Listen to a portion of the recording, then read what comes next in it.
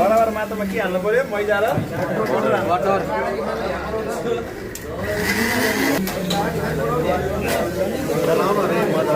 यसरी चलाउने हो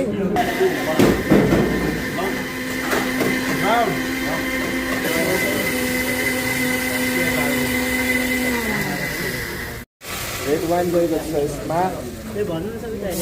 chicken माग्रै chicken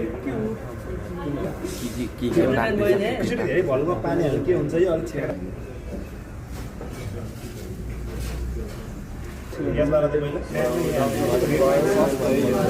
red wine sauce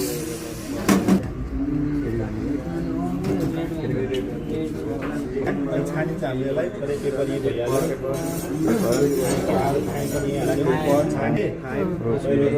rosemary